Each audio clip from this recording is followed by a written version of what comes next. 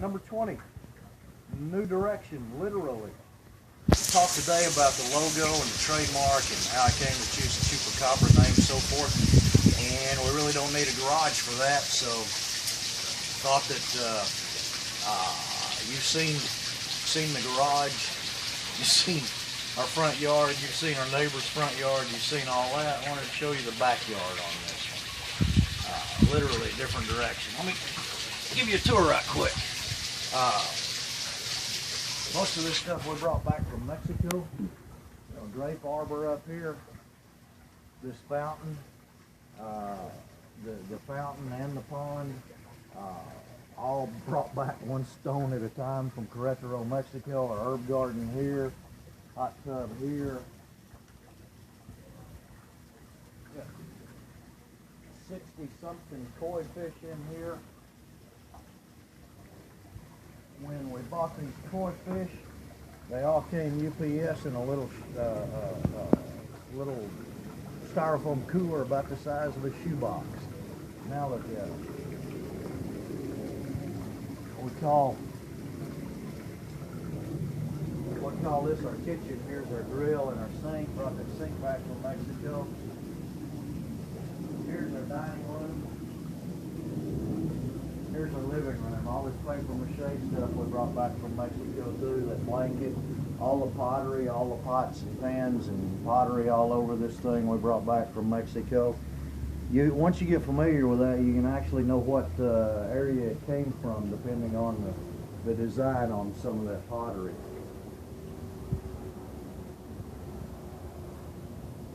That's our parrot and all these wind chimes we brought back from various places in the Caribbean. License plates from Belize, Costa Mesa, so forth. Anyway, back to the matter at hand.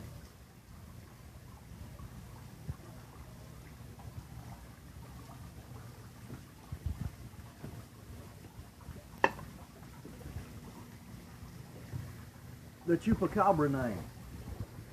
I think I might have covered this on an earlier video. If I did, just chalk it up, part of this anyway, just chalk it up to the Department of Redundancy department. But I've been asked how the Chupacabra and about the logo and so forth. I want to explain all of that. It occurred to me a long time ago that every Texan with a substantial car had a car started with a C. You had Jim Hall out in Midland with his Chaparrals. You had A.J. Foyt down in Houston with his Coyotes. You had the most notable one, Carol Shelby out of Terlingua with his Cobras. I think I was probably the only one to see this, no pun intended, but it occurred to me that I needed a car that started with a C. Went as far as to sit down with a dictionary and go through every bit of it, trying to find it. Couldn't find a cool animal started with a C. When we were racing the NASCAR Corona Series in Mexico, one day driving home for a race in the middle of the desert outside of Mexico City, it hit me and I said, that is perfect.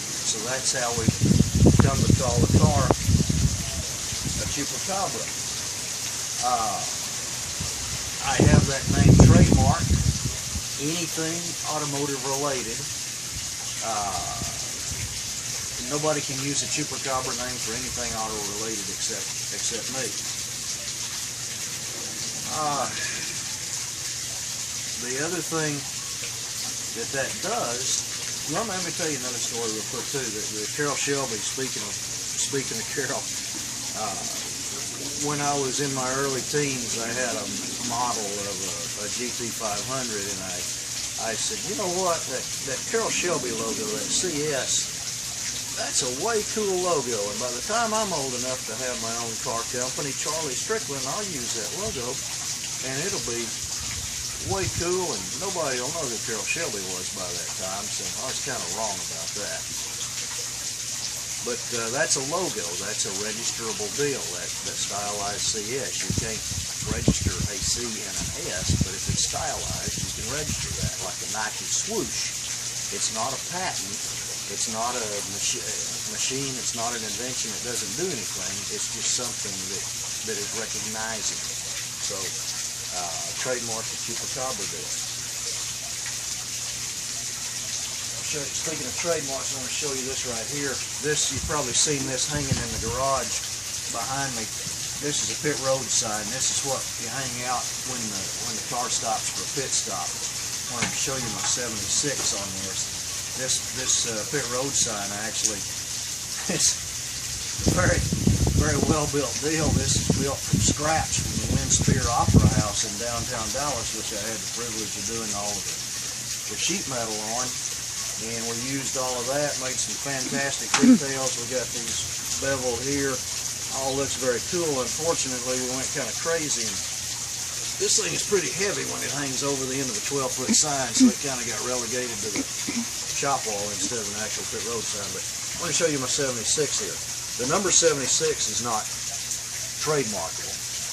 But if you look at a lot of NASCAR numbers, like the stylized, the long 3 of the Earnhardt number, the 3 prongs of the 9 number, stuff like that is trademarkable.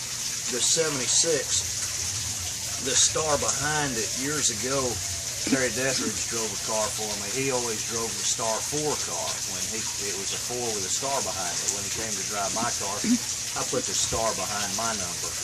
When Terry, we did a lot of things together. We won 22 races in one season. We won the Kansas State Fair race, Oklahoma State Fair race a couple of times. Terry was an excellent driver. I think it was the year after he won 22 races that he died of lymphatic cancer, but I kept that star behind it. When we went to Mexico and raced down there, we added the sombrero to the 76. 76 is not trademarkable, but all of this effect is trademarkable, and that's my 76 trademark. Now,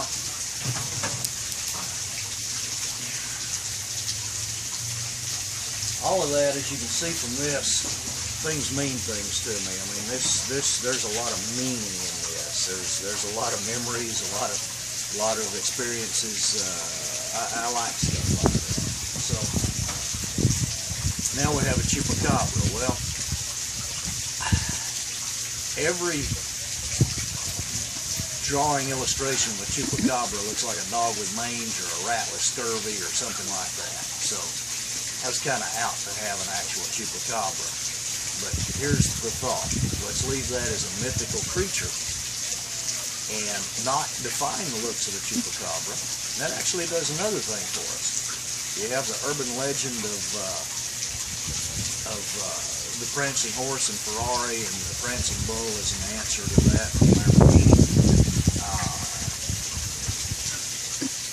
What do you come up with to answer that? Well, if it's a mythical creature and doesn't have an answer, it's an answer. So I like that a lot. Well, what do you do for a logo or a name or whatever? Well, keeping in mind that things mean things to me. This is the hood badge off of one of the prototype cars. It's Picasso's Don Quixote chasing a windmill. I've stylized it a little bit, but you probably recognize a lot of that as a very famous painting. That chasing a windmill seemed very, very appropriate on this. Again, that means something to me. Chased a lot of windmills in my life. Raced NASCAR in Mexico. This project here, which is about to kill me, the latest one. A lot of things like that. But this is going to be the logo for the car, and this is not patentable. I mean, you can't patent a famous painting, but not a or trademarkable, but not a problem. But this is what I want to be identified with: Don Quixote chasing a windmill.